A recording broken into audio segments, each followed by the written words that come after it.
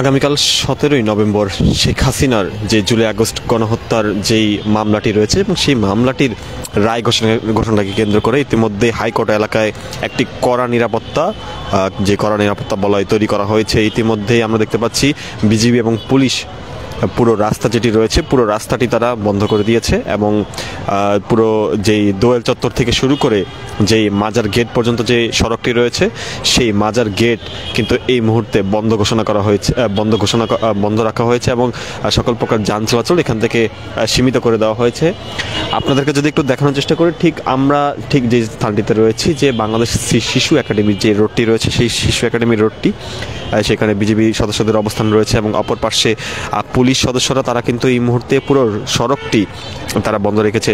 অর্থাৎ আগামীকালকে যে 17 নভেম্বর জুলাই আগস্ট গণ অভ্যুত্থানে যে ছাত্র জনতার উপর যে চালানো যে গুলিতে নিহত যেই ব্যাপক গণহত্যার ঘটনাটি ঘটেছে এবং সেই ঘটনাটির কেন্দ্র করে কিন্তু আগামীকাল আন্তর্জাতিক অপরাধ ট্রাইব্যুনালে সাবেক প্রধানমন্ত্রী এবং যেই জুলাই আগস্ট গণ অভ্যুত্থানে যে ছাত্র জনতা হত্যার দায়ে দণ্ডিত যে বিষয়টি বলা হচ্ছে সেই কিন্তু আগামীকালকে সেই রায়টি কিন্তু ঘোষণা করা হবে। রায়টি আগামীকাল দুপুর নাগাদ ঘোষণা করা হতে পারে এবং একই সাথে রায়টি বাংলাদেশ টেলিভিশন এবং একযোগে বিভিন্ন স্থানে প্রচার করার কথা কিন্তু রয়েছে। ইতিমধ্যে আমরা দেখতে পাচ্ছি যে ঢাকা বিশ্ববিদ্যালয়ের যেই দোয়েল চত্বরটি রয়েছে, যেখান থেকে দোয়েল চত্বরটি থেকে পরবর্তীতে মাজার গেট রয়েছে, সেই মাজার গেটের সংযোগ সড়ক কিন্তু এই মুহূর্তে বন্ধ করে দেওয়া হয়েছে। আমরা যদি আপনাদেরকে দেখানোর চেষ্টা করি, এই মুহূর্তে পুরো সড়ক বন্ধ করে দেওয়া হয়েছে এবং পুলিশ সদস্যরা তারা কিন্তু এখানে অবস্থান করছেন এবং এখানে অবস্থান করে তারা কিন্তু এই পুরো যে সেই সড়কটি তারা ব্যারিকেড দিয়ে ফেলেছেন এবং সেই সড়কটিতে কোনো প্রকার যান চলাচল এই মুহূর্তে করছে না এবং যাতে করে নিরাপত্তা নিশ্চিত করা যায় যেই আন্তর্জাতিক অপরাধ ট্রাইব্যুনালের যে এলাকাটি এবং হাইকোর্টের সাথে যে সংযোগটি রয়েছে সেই এলাকাটিতে সকল প্রকার নিরাপত্তা নিশ্চিত করার জন্যই কিন্তু এই কার্যক্রম নেওয়া হচ্ছে। আমরা দেখতে পাচ্ছি যে দোয়েল চত্বর থেকে ঢাকা বিশ্ববিদ্যালয়ের দোয়েল চত্বর যেটি রয়েছে সেই দোয়েল চত্বরে সকল গাড়ি ঘুরে যাচ্ছে এবং দোয়েল চত্বর থেকে যে সড়কটি রয়েছে সেই সড়কে কাউকে প্রবেশ করতে দেওয়া হচ্ছে না। এই যে আমরা দেখতে পাচ্ছি যে পুলিশ সদস্যরা কিন্তু প্রত্যেককেই চেকিংয়ের আওতায় আনছেন। যারা এখান থেকে যাচ্ছেন প্রত্যেককে এখান থেকে চেক করে যারা এখান থেকে যাচ্ছেন প্রত্যেককেই তাদের পরিচয় নিশ্চিত হয়ে পুলিশ সদস্যরা কিন্তু তাদেরকে এখান থেকে যেতে দিচ্ছেন। অর্থাৎ আগামীকালকের রায়কে ঘিরে কোনো প্রকার নাশকতামূলক কিছু যাতে না ঘটে সেই বিষয়টিকে নিশ্চিত করার জন্যই আমরা দেখতে পাচ্ছি যে এত কড়া নিরাপত্তা বলয় আমরা এই মুহূর্তে লক্ষ্য করতে পারছি। আগামীকাল সাবেক প্রধানমন্ত্রী শেখ হাসিনার যে একটি রায় হবে, রায়টি বলা হয়ে থাকে যে একটি ঐতিহাসিক রায়, যেটির মাধ্যমে দীর্ঘ 15-16 বছরের যে ফ্যাসিবাদী শাসন ব্যবস্থা ভেঙে পড়েছিল সেই সকল শাসন ব্যবস্থা অনেকেই নির্যাতিত নিপীড়িত হয়েছেন, তাদের একটি রায় আগামীকালকে ঘোষণা হতে যাচ্ছে এবং সেই ঐতিহাসিক রায়টিকে ঘিরে আমরা দেখতে পাচ্ছি যে চারদিকে ইতিমধ্যেই ব্যাপক ককটেল বিস্ফোরণের মতন ঘটনা ঘটেছে। সেই জন্য কিন্তু এই আন্তর্জাতিক অপরাধ ট্রাইব্যুনালের যে এলাকাটি রয়েছে সেই এলাকাটির নিরাপত্তা ব্যবস্থা নিশ্চিত করার জন্য পুলিশ সদস্যরা আমরা দেখতে পাচ্ছি যারা যাচ্ছেন তাদের প্রত্যেককে কিন্তু চেকিংয়ের আওতায় আনছেন যাতে করে নিরাপত্তা 100% নিশ্চিত করা যায়। এছাড়া প্রত্যেককেই এখান থেকে যাতায়াত করতে দেওয়া হচ্ছে না, প্রত্যেককেই এখান থেকে আমরা দেখতে পাচ্ছি পুলিশ সদস্যরা কিন্তু একটু করে এগিয়ে দিচ্ছেন এবং যাতে করে যারা এখান থেকে যাচ্ছেন নিরাপদভাবে যাতে যেতে পারেন এবং যে যান চলাচল সেই যান চলাচল সীমিত করা হচ্ছে। শেখ হাসিনার আগামীকালকের যে রায়টি সেই রায়টিকে কেন্দ্র করে পুরো দেশে কিন্তু এক প্রকার চাঞ্চল্য সৃষ্টি হয়েছে। ইতিমধ্যেই আমরা দেখতে পাচ্ছি যে আন্তর্জাতিক অপরাধ ট্রাইব্যুনালে মানবতা বিরোধী অপরাধের মামলায় ক্ষমতাচ্যুত সাবেক প্রধানমন্ত্রী শেখ হাসিনা সহ 3 আসামির বিরুদ্ধে দায়ের করা মামলার যে রায়টি এটিকে বলা হয় যে একটি ঐতিহাসিক রায়। সেই ঐতিহাসিক রায় সোমবার দেওয়া হবে।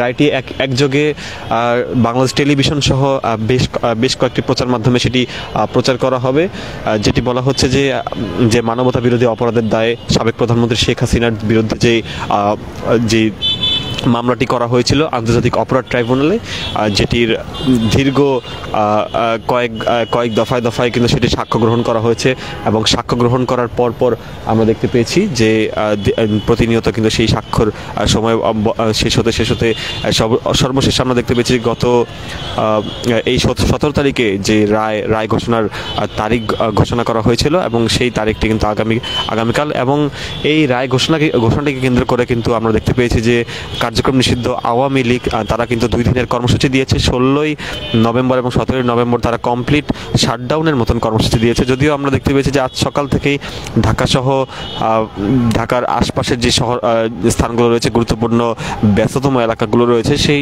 ব্যস্ততম এলাকাগুলোতে আমরা দেখতে পেয়েছি সেইখানে যান চলাচল কিন্তু স্বাভাবিক ছিল।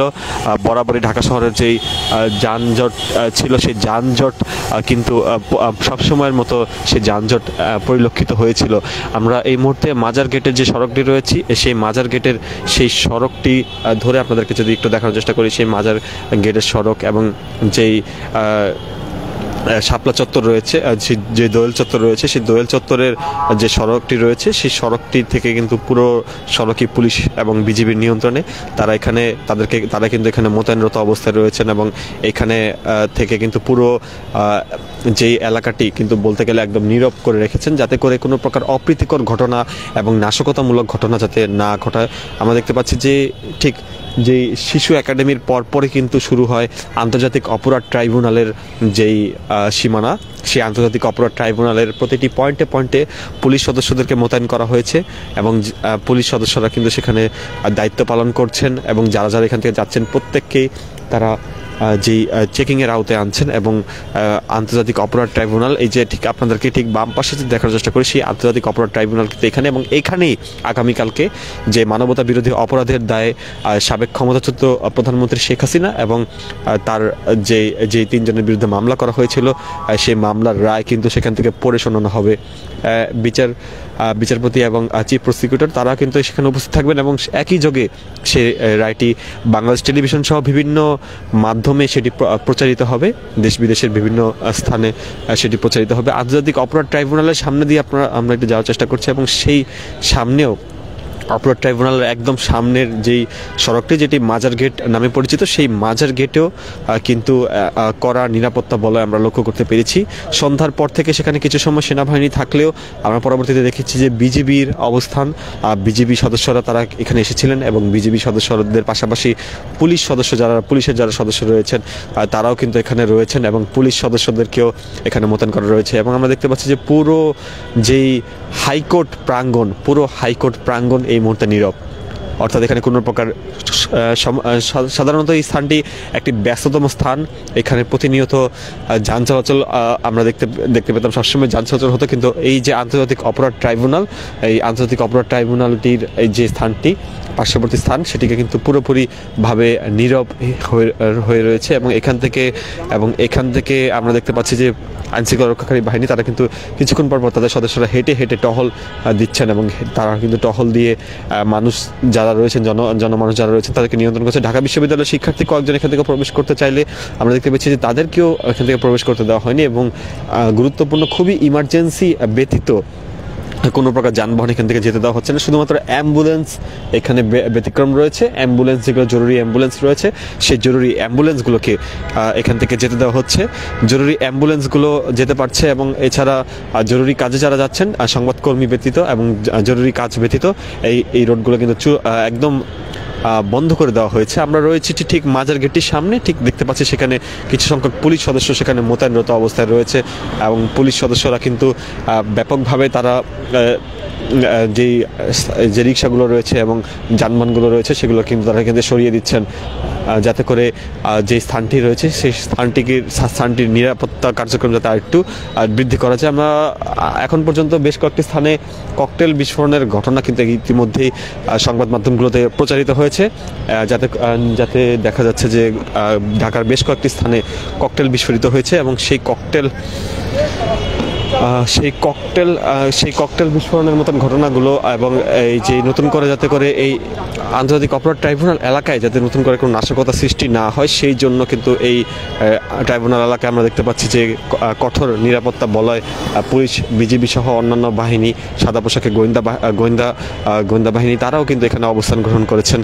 তারাও কিন্তু সর্বোচ্চ নিরাপত্তা নিশ্চিত করার জন্য এখানে কাজ করে যাচ্ছেন। আমরা ঠিক এই মাজার গেট থেকে বের হয়ে যদি আপনাদেরকে একটু দেখানোর চেষ্টা করি, হাইকোর্টের পাশে যে আন্তর্জাতিক অপরাধ ট্রাইব্যুনালে প্রবেশের যে পথ রয়েছে সেই প্রবেশের পথটিতেও কিন্তু বিজিবি সদস্যদের মোতায়েন করা হয়েছে যাতে কোনো প্রকার নাশকতামূলক কার্যক্রম যাতে এখানে নতুন করে না ঘটে।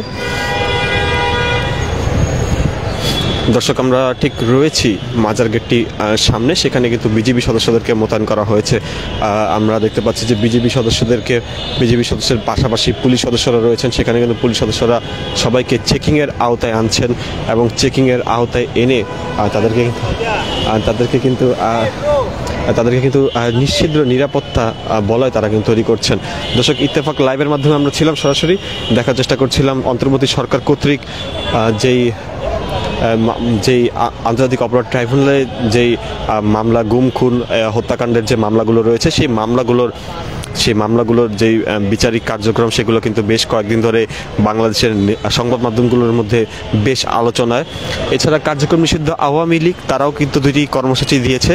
এর আগে তারা একটি লকডাউন কর্মসূচি দিয়েছিল এবং তারপর আমরা দেখতে পাচ্ছি সেই লকডাউন কর্মসূচির পর আমরা দেখতে পেয়েছি যে 16 এবং 17 তারিখ তারা সর্বাত্মক লকডাউনের যে কর্মসূচি দিয়েছিল এবং সেই কর্মসূচিতে যদিও এখন পর্যন্ত এখন রাত পর্যন্ত বেশ কয়েকটি ককটেল বিস্ফোরণ ছাড়া তেমন কোনো খবর সংবাদ মাধ্যমগুলোতে প্রকাশ হয়নি এবং আমরাও কোনো প্রকার খবর পাইনি।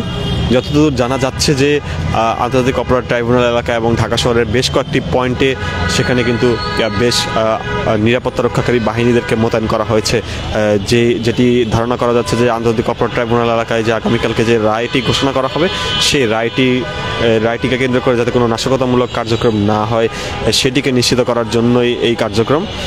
অর্থাৎ পুরো যেই অপরাধ ট্রাইব্যুনাল এলাকা রয়েছে সেই অপরাধ ট্রাইব্যুনালের যে এলাকাটি সেটি কিন্তু এই মুহূর্তে আমরা আপনাদেরকে যদি দেখানোর চেষ্টা করি সেটি কিন্তু খুব নিশ্চিত নিরাপত্তার মধ্যে রয়েছে। যদিও হাইকোর্টের পক্ষ থেকে যথেষ্ট নিরাপত্তা কার্যক্রম ইতিমধ্যেই হাতে নেওয়া হয়েছে। পুলিশ সদস্য যথেষ্ট মোতায়েন রয়েছে। এখানে 2 স্তরের নিরাপত্তা আমরা দেখতে পাচ্ছি।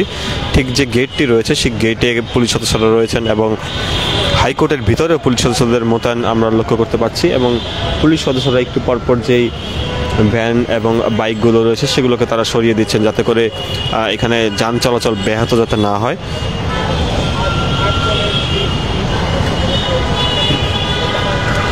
আমরা রয়েছি অপরাধ ট্রাইব্যুনালের সামনে, সেখান থেকে আপনাদেরকে সরাসরি দেখানোর চেষ্টা করছি। সেই অপরাধ ট্রাইব্যুনালের সামনে থেকে পুলিশ সদস্যরা এবং বিজেপি সদস্যরা তারা কিন্তু নিশ্চিত নিরাপত্তা কার্যক্রম তারা কিন্তু জোরদার করেছে এবং ঠিক মাজার যে গেটটি রয়েছে মাজার গেটটিতেও কিন্তু পুলিশ সদস্যদেরকে মোতায়েন করা হয়েছে এবং এই মাজার গেটের থেকে যে ঢাকা বিশ্ববিদ্যালয়ের যে সংযোগ সড়কটি রয়েছে ঠিক সংযোগ সড়কটি থেকে শুরু করে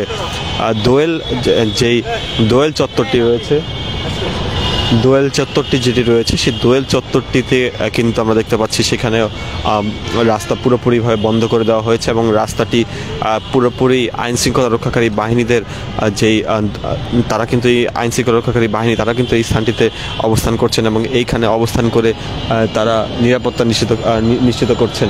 এর আগে আমরা যেটি দেখতে পাচ্ছি যে এই মাজার রোড থেকে শুরু করে যে দোয়েল চত্বর রয়েছে ঢাকা বিশ্ববিদ্যালয়ের দোয়েল চত্বর সেই পুরো দোয়েল চত্বর এলাকা জুড়ে কিন্তু নিশ্চিত নিরাপত্তা গ্রহণ করা হয়েছে। অর্থাৎ পুলিশ সদস্য ব্যতীত এখানে কাউকে প্রবেশ করতে দেওয়া হচ্ছে না। পুলিশ এবং যারা সাদা পোশাকের নিরাপত্তা রক্ষার দায়িত্ব রয়েছেন তাদের ব্যতীত এখানে কাউকে প্রবেশ করতে দেওয়া হচ্ছে না।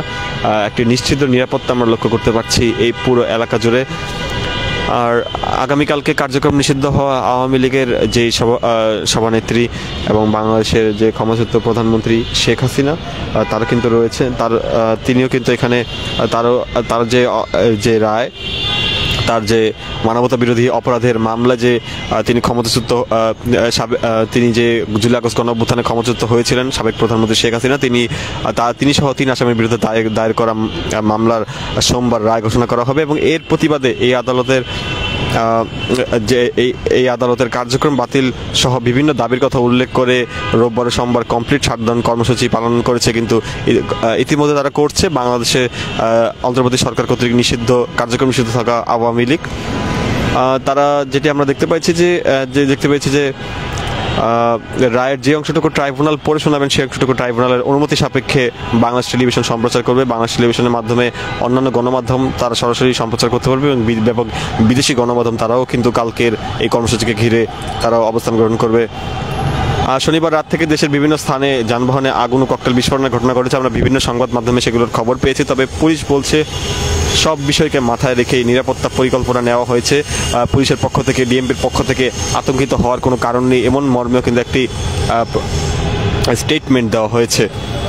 এছাড়া স্বরাষ্ট্র উপদেষ্টা জাহাঙ্গীর আলম চৌধুরী তিনিও বলেছেন দেশের যে কোনো ধরনের বিশৃঙ্খলতা ঠেকাতে আইনশৃঙ্খলা বাহিনী সর্বদা প্রস্তুত রয়েছে। এছাড়া আমরা দেখতে পেয়েছি যে বিএনপির মহাসচিব মির্জা ফখরুল ইসলাম আলমগীর তিনি ঢাকার একটি অনুষ্ঠানে বলেছেন আগামীকাল সোমবার যে ফ্যাসিস্ট সাবেক ক্ষমতাচ্যুত প্রধানমন্ত্রী শেখ হাসিনার যে গণহত্যার রায়কে কেন্দ্র করে একটি মহল দেশে নৈরাজ্য সৃষ্টি করার পায়তারা করছে।